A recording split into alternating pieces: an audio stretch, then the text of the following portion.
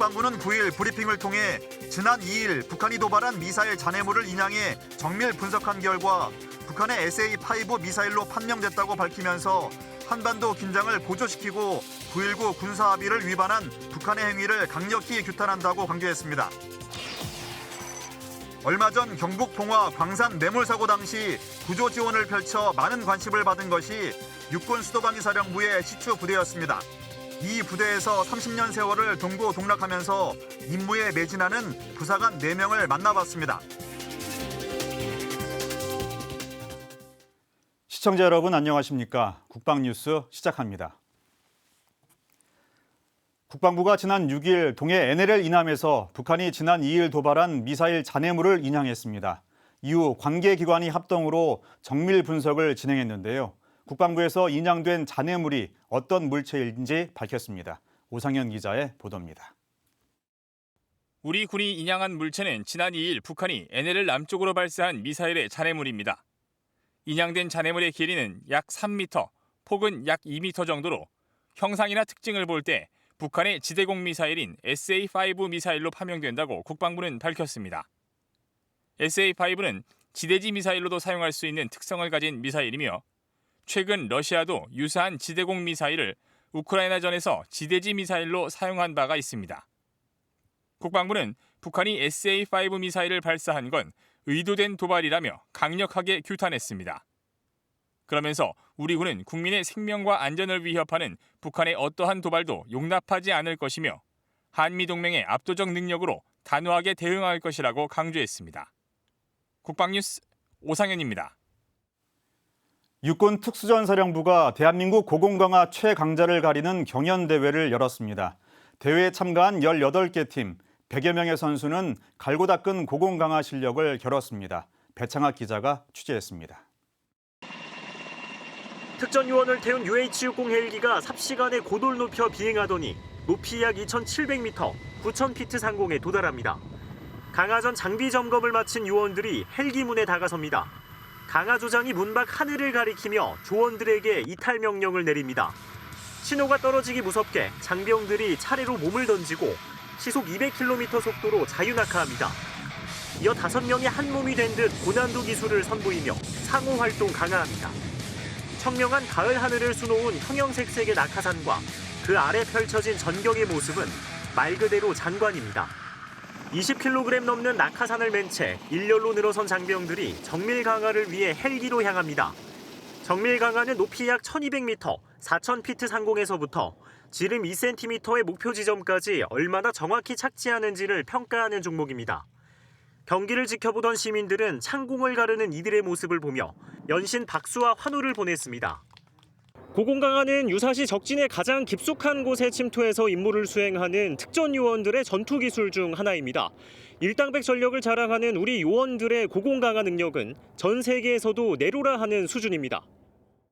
태극마크를 달고 세계 강화 선수권 대회에서 메달을 거머쥐었던 국가대표팀과 1000회가 넘는 강화 횟수로 가슴 한편에 금장 월계 휘장, 골드윙을 단 베테랑들도 출전해 기량을 뽐냈습니다. 95년도에 고공강화 수료 이후에 28년여간 임무 수행하고 있습니다. 매해마다 모든 요원들이 실력이 향상되고 있는데 지난 1977년 처음 개최돼 올해로 44회째를 맞은 육군 특수전사령관배 고공강화 경연대회는 항공 레포츠 부문 국내 최대 규모의 행사로 오는 10일까지 계속됩니다. 대회를 주관한 육군 특수전사령부는 창공은 단 한 번의 실수도 용납하지 않는다며 안전을 거듭 강조했습니다. 네, 강화자의 안전에 최우선을 두고 평가에 임하고 있습니다. 선수들은 대회 이후에도 훈련 또 훈련에 매진하며 최정예 특전 요원으로 거듭날 것을 약속했습니다. 국방뉴스 배창학입니다. 지난 8일 서울 공군 호텔에서 제18회 항공우주법 세미나를 개최했습니다. 이 자리에서 미래 우주작전 수행 능력 확보를 위한 법적 과제를 주제로 공군의 항공우주작전 능력 향상 방안을 모색했습니다. 이규혁 기자의 보도입니다. 공군이 한국항공우주정책 법학회와 공동으로 제18회 항공우주법 세미나를 개최했습니다. 항공우주작전 능력 향상을 위한 법 제도적 발전 방안 모색을 위해서입니다. 정상화 공군참모총장은 이 자리에서 뉴 스페이스 시대를 맞이해 전 세계적으로 우주 공간을 군사적으로 활용하는 사례가 증가하고 있으며 우리나라도 오랜 기간 항공우주 분야에 국가적 역량을 집중해왔다고 전했습니다. 항공우주 분야에서 성공을 거두기 위해서는 첨단 과학기술의 발전은 물론이고 이를 뒷받침하는 법률과 제도의 정립이 함께 이루어져야 합니다. 또한 민관군의 긴밀한 협력이 필수적이므로 법률에 대한 충분한 선행 연구가 매우 중요합니다. 올해 세미나는 미래 우주작전 수행 능력 확보를 위한 법적 과제를 주제로 우주방위 산업 발전을 위한 법 제도 개선과 우주안보 규범에 대해 중점적으로 논의했습니다. 먼저 국방대학교 정영진 교수는 한국형 위성 항법 시스템 관련 국내의 제도 분석과 공군의 역할을 주제로, 카이스트 김만기 교수는 우주방위산업 발전을 위한 정책적 제도적 제언을 주제로 항공우주 정책과 민간군 협력에 대해 발표했습니다. 외교부 박은진 군축비 확산 담당관은 국제우주안보 규범 발전 동향과 우주안보 주도국과의 협력 방안에 대한 주제로 발표했으며, 이어 미 공군 제8전투비행단 법무실장 애슐리 바워 소령은 미국의 관점에서 본 국제우주법의 최근 이슈에 대한 주제로 발표하고 전문가들의 심도 있는 토론을 거쳐 세미나는 마무리됐습니다. 공군은 이번 세미나가 미래 우주작전 수행 능력 구축을 위해 법률적 제도적 발전 방향을 모색하는 민간군 협력의 장이 되기를 기대한다고 전했습니다. 국방뉴스 이규혁입니다. 육군 수도방위사령부에는 도서와 산간 지역 부대를 대상으로 지하수 개발과 급수 지원을 하는 전군 유일의 시추대대가 있습니다. 얼마 전 봉화 광산 매몰 사고에서 광부들의 구조를 지원하기도 했습니다. 이 시추대대 부사관 4명이 30년이라는 세월을 함께 근무했다고 하는데요. 유지훈 기자가 부대를 방문해 이들의 사연과 시추대대의 임무를 알아봤습니다. 전방 격오지에서 수돗물이 나오지 않는 곳에 근무하는 부대는 어떻게 생활할까요? 매일 냇가에서 물을 길어다 마실 수는 없겠죠.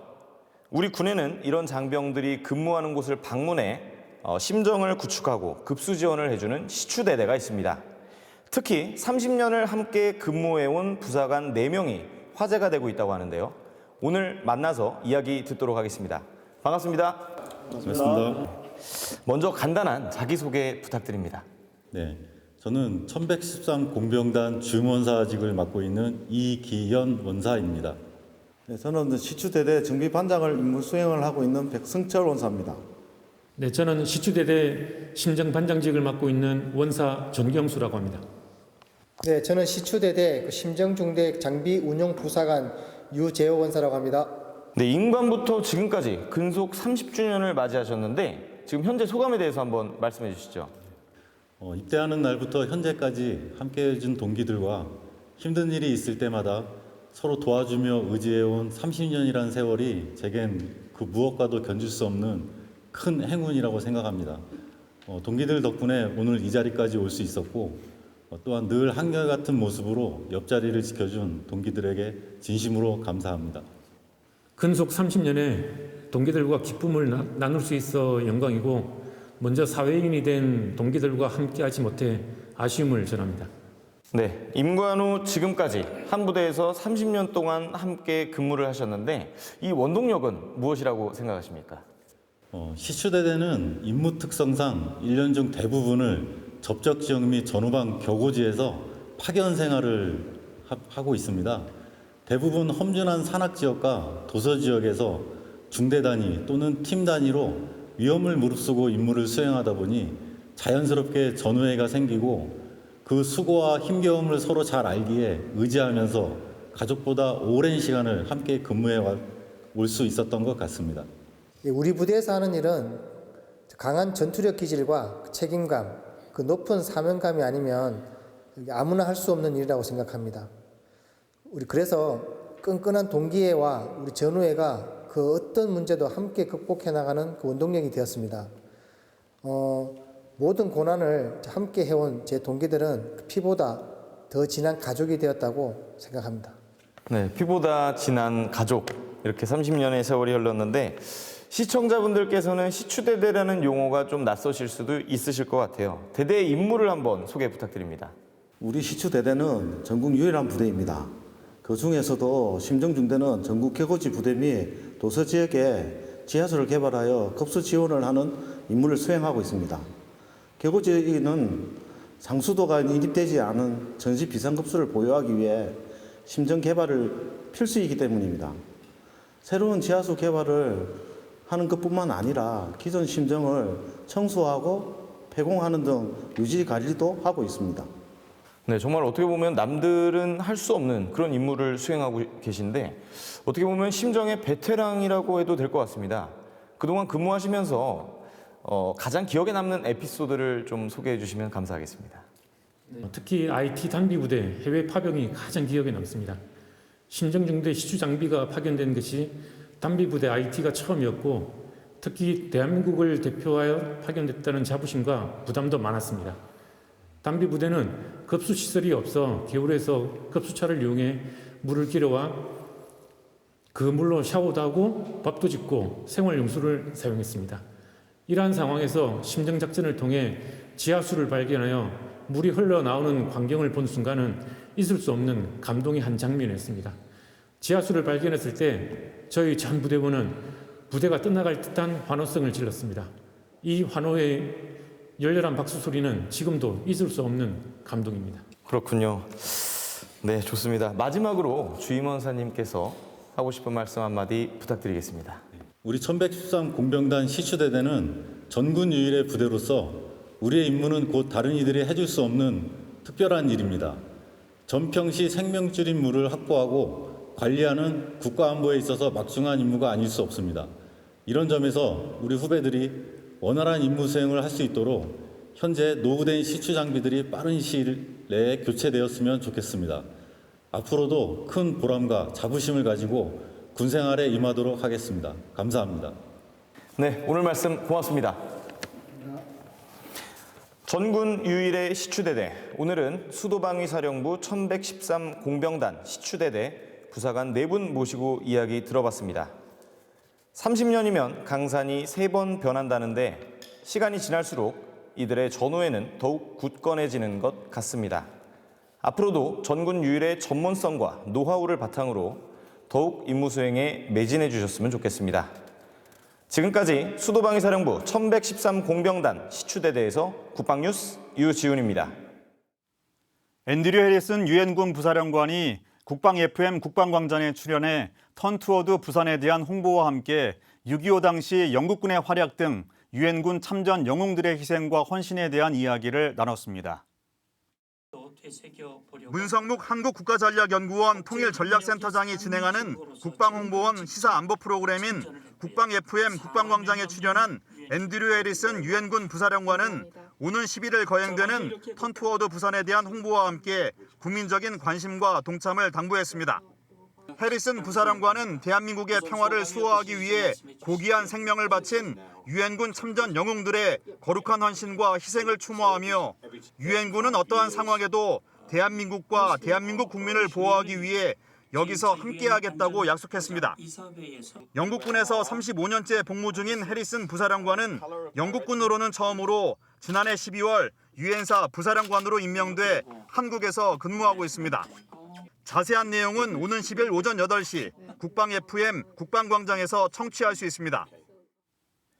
6.25 전쟁 당시 대한민국을 위해 싸운 랄프 몽클라르 장군과 프랑스 참전 용사들의 고귀한 희생을 추모하는 자리가 마련됐습니다. 정비영 기자입니다. 국가보훈처가 6.25 전쟁 지평리 전투에 참전해 대한민국을 위해 목숨을 바친 프랑스군 참전 용사들을 위한 추모식을 열었습니다. 경기도 양평 참전충원비에서 열린 추모식엔 박민식 국가보훈처장, 패트릭 보두랑 프랑스 참전협회장, 전진선 양평군수, 박구성 육군 11사단장을 비롯해 몽클라르 장군 탄생 130주년을 맞아 한국을 방문한 프랑스 참전용사와 유가족 15명 등 50여 명이 참석한 가운데 참전용사들의 업적을 되새기며 호국영령을 기리는 시간을 가졌습니다. 프랑스 참전용사들은 대한민국의 미래를 위해 기꺼이 자신들의 오늘을 바쳤습니다.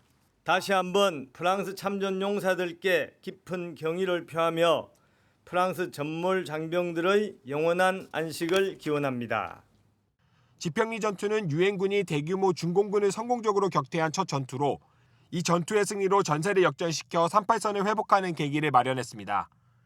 지평리 전투가 전쟁의 승패를 좌우할 만큼 중요했기에 사성 장군에서 스스로 중령으로 계급을 낮춰 전투에 참전한 랄프 몽클라르 장군. 보훈처는 랄프 장군의 자녀 롤랑 몽클라르에게 아버지의 계급을 장군 계급으로 복원한다는 의미의 별 4개가 수놓인 조선시대 지휘봉을 전달했습니다. Ce combat contre effectivement la dictature communiste de Corée du Nord. Je crois que ça a été quelque chose de très important.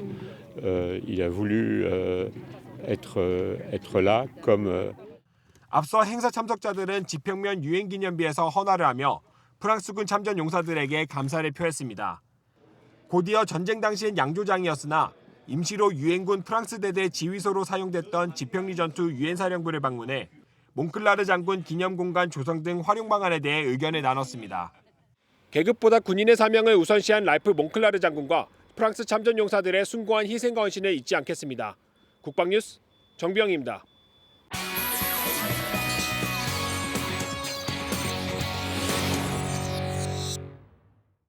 미국의 6.25 전쟁 참전 용사 146명의 영웅 스토리가 책으로 발간이 됐습니다. 미 참전 용사들에게 우리 정부가 대한민국 무공훈장을 주는 방안도 추진되고 있는데요. 직접 책을 발간하신 한미동맹재단 정승조 회장님과 자세한 이야기 나눠보겠습니다. 안녕하십니까? 네, 안녕하세요. 한미동맹재단 회장을 맡고 있는 정승조 예비역대장입니다. 네. 그 주한미군 전우회와 함께 미 정부로부터 최고의 무공훈장인 명예훈장을 받은 146명의 영웅에 대한 이야기를 담긴 책이 출간이 됐는데요. 어떤 취지에서 이런 책을 또 내셨는지요? 예, 잘 아시는 바와 같이 미국은 한국전쟁 기간 중에 178만 9천 명이 참전해서 그중 3만 7천여 명이 전사했고 7,500명이 실종이 되었습니다. 이 책은 그 중에서도 가장 용감하게 싸운 146명의 이야기를 담고 있습니다. 그들은 사실 잘 알지도 못하는 나라, 또 만나본 적도 없는 사람들을 위해서 국가의 부름에 응했던 사람들입니다. 만일에 그들의 헌신이 없었다면 우리 대한민국은 1950년에 이미 멸망했을 것입니다. 그분들의 헌신을 기억하자는 그러한 취지에서 이 책을 발간하게 되었습니다. 네, 책에는 이등병에서부터 장군, 그리고 또 10대부터 50대 노병에 이르기까지 모든 계급과 연령의 희생과 헌신의 이야기가 담긴 것으로 알고 있습니다. 감동적인 내용이 참 많을 것 같은데요. 그중 몇 가지 소개를 해주시죠. 네, 146명의 스토리 하나하나가 모두 감동적인 내용입니다. 그중에서 몇 분을 소개한다면 그 로페스 중위, 이분은 인천 상륙작전에서 소대장을 맡고 있었는데 수류탄 투척을 하려다가 어깨와 가슴에 총상을 입었습니다. 그래도 다시 그것을 집어서 던지려고 했지만 부상 때문에 그렇게 할 수가 없어서 상처 입은 팔로 그 수류탄을 휘감아서 온 몸으로 수류탄의 폭발을 막아서 동료들을 구했습니다. 한국판 강제구 소령의 스토리라고 볼 수 있죠. 또 한 분은 1951년도에 창녕리 전투에서 싸운 데멘시오 리베라 1등병인데 이 수류탄 한 발밖에 없었습니다. 그 당시에 어떤 무기도 없었죠. 근데 적이 이제 빵카로 뛰어들자 그때까지 기다렸다가 그 수류탄을 터뜨림으로써 그 폭발로 이제 적들을 사살한 것이죠. 나중에 확인을 해보니까 그 폭발 잔해를 치우면서 이 전사한 리베라 일병 이외에 적의 시신 4구를 발견을 하였습니다. 마지막으로 소개드릴 분은 여러분들 잘 아시는 그 미 14사단 딘 소장인데요. 대전 전투에서 싸우셨죠. 사실 그 윌리엄 딘 소장은 한국 전쟁에 참전할 때 이미 본인이 살아서 돌아가기가 어려울 것이라는 것을 직감하고 있었다고 합니다. 그래서 대전 전투 시에 이 지휘부가 이동하는 것을 거부하고 전선에 남아서 낙오 부대들을 재조직해서 전투를 지휘하다가 결국은 적의 포로가 되었던 그런 사례가 있죠. 네.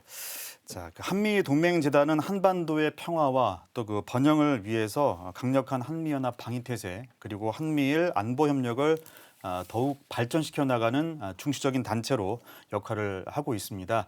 앞으로 그 목표가 어떤 목표가 있으신지요? 네. 잘 아시는 바와 같이 한미 동맹은 우리나라의 안보에 가장 중요한 요소입니다. 북한의 핵 위협이 있고 또 최근 그 북한의 거듭된 미사일 발사에서도 보듯이 많은 위협을 가하고 있지만 우리 국민들이 지금 평화롭게 정상적인 생활을 하고 있지 않습니까? 이러한 것들은 모두 한미 동맹의 덕택이라고 생각을 합니다. 그런데 우리가 알아야 될 것이 이 동맹이라는 게 거저 주어지는 것이 아닙니다. 관리가 필요하죠. 가장 중요하기는 이 최고 지도자들, 양국의 대통령들의 역할이 중요하신데 사실 우리 윤석열 대통령과 바이든 대통령이 한미동맹의 가치와 중요성에 대해서 명확한 인식을 가지고 있습니다. 이에 따라서 양국의 공직자들, 군인 이런 분들이 여러 가지 좋은 역할을 많이 하고 계시는데 저는 이것만으로는 불충분하다고 생각을 합니다. 우리 국민들의 인식, 국민들의 공감대 이러한 것들이 중요한 것이죠. 그래서 우리 재단은 한미 동맹을 통해서 우리나라의 안보에 기여하고 또 국민들의 인식을 높이기 위한 그러한 노력을 앞으로도 계속 할 것입니다. 네, 지금까지 한미동맹재단 정승조 회장과 함께 이야기 나눴습니다. 오늘 말씀 감사드리겠습니다. 감사합니다. 11월 9일 오늘의 국방단신 전해드립니다. 공군 공중전투사령부가 올해 후반기 공격 편대군 훈련을 실시하고 조종사들의 임무 수행 능력을 검증했습니다. 훈련에는 F-35A와 F-15K 등 전투기 30여 대가 참가했으며 방공망 제압과 항공 차단 등 각각 임무를 부여하고 가상의 적 목표 지점을 무력화시키는 방식으로 진행됐습니다. 부대는 적의 어떠한 도발과 위협에도 즉각 응징 가능한 군사 대비태세를 갖춰 영공수호에 최선을 다할 방침입니다. 공군 교육사령부가 정부 주관의 항공산업기사 자격시험에서 공군 항공과학부 항공기계과 3학년 학생 55명의 응시생들이 모두 합격했다고 밝혔습니다. 전원 합격 기록은 이번이 두 번째로 지난해 57명이 모두 자격을 취득한 바 있습니다. 학교는 지난 2019년부터 한국산업인력공단에서 지정하는 학습과정 12개, 672시간을 이수하는 프로그램을 도입했으며 학생들은 59주 동안 600시간 이상의 현장 중심의 교육훈련을 받고 있습니다. 방위사업청이 서울대와 공동으로 6번째 국방기술포럼을 열었습니다. 미래 첨단 무기체계에 적용될 국방 반도체의 확보로 국방혁신 4.0을 선도한다는 대주제 아래 5가지 주제로 나누어 발표와 토론으로 진행됐습니다. 전문가들은 4차 산업혁명 시대 첨단 반도체 기술 확보를 위해 모두가 합심해야 한다면서 과감한 생태계 조성과 인력 양성 등으로 국방 반도체 분야를 육성해야 한다고 입을 모았습니다. 국가보훈처가 고 리처드 위트컴 장군에게 국민훈장 1등급인 무궁화장을 추서합니다. 훈장은 오는 11일 거행되는 유엔 참전용사 국제추모식에서 위트컴 장군의 자녀인 민태정 위트컴 희망재단 이사장에게 전수될 예정입니다. 고 위트컴 장군은 6.25 당시 미 제2군수기지사령관으로 부임해 소임을 다하고 1954년 퇴역 후 대한민국 재건의 헌신에 한국인보다 한국을 더 사랑한 미국인, 전쟁 고아의 아버지로 불리고 있습니다.